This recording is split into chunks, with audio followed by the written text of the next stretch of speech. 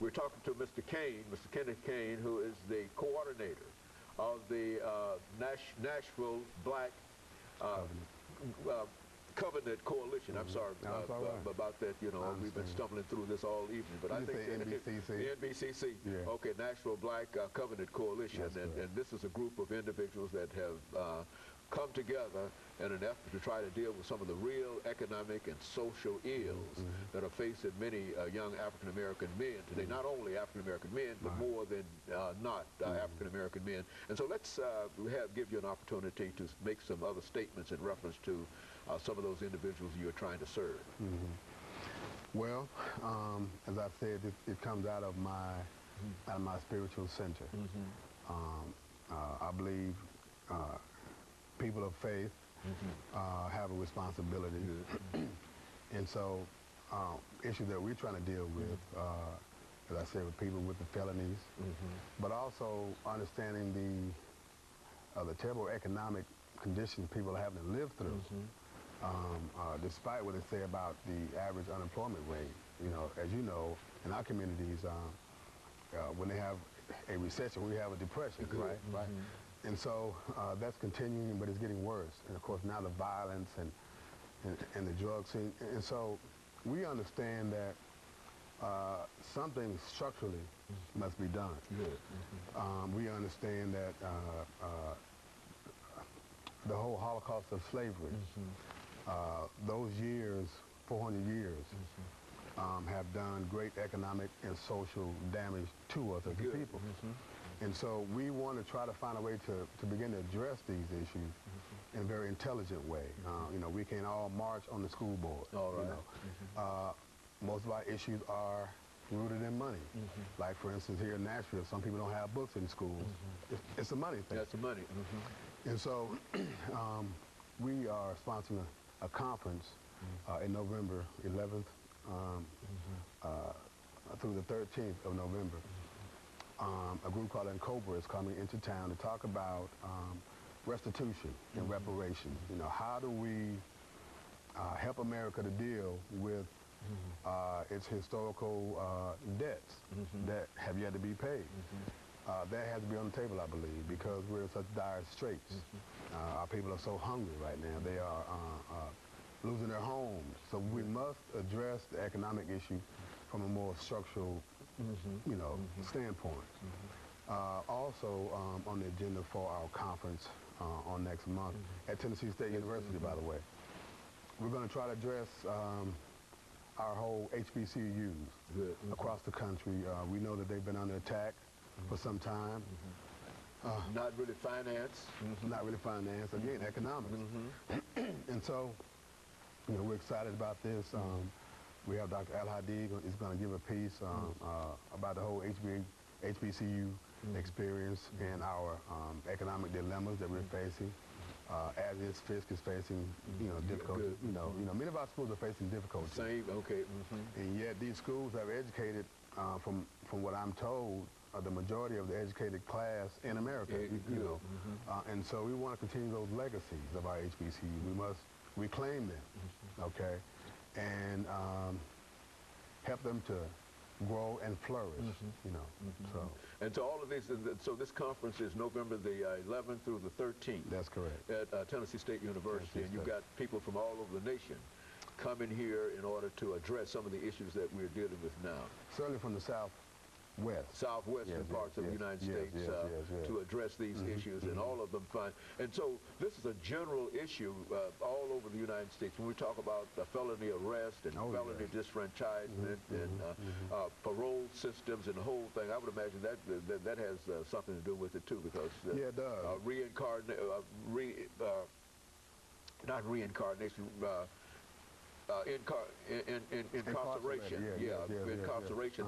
That would, I would imagine that would also be an issue as well.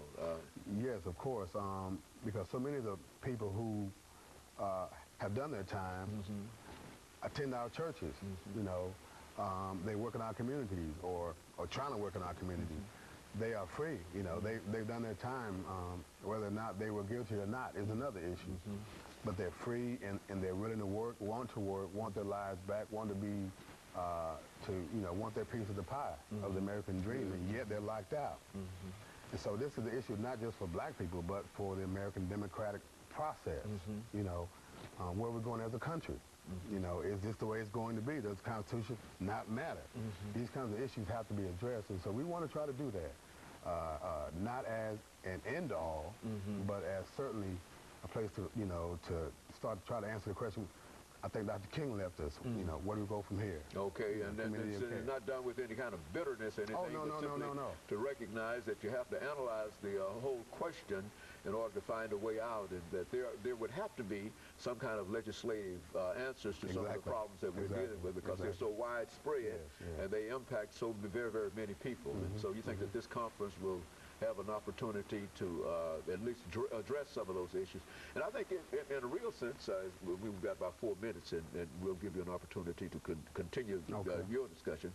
But in a real sense, we can say that nothing has been said nationally in reference to this. I think you talk about the Nashville Coalition, but and you might have a few groups here or there, but for the most part, this is sort of a silent kind of problem that nobody understands with those individuals who live within these communities and who cannot find a job, and everywhere they go, they're turned away, and then they're facing a whole issue not only of unemployment outside, but the same issue when they go back home without being able to satisfy a wife, kids. That's very critical. Yeah, that's what it's the whole structure of the family. It's not just about one individual coming out of jail, not being able to find a job, but it's about that one individual who had a wife while he was in jail, a kid while he was in jail, and now he's out with great expectations, and now he can't even meet them, which means that he goes back where? Back to jail. In a real sense, because he generally becomes involved. That's why we get this recidivism, all of those issues. And so this is a new organization, is it? Well, I would say fairly new. We started back in 2006. This particular issue we've tried to address over the last 2 years, I would say.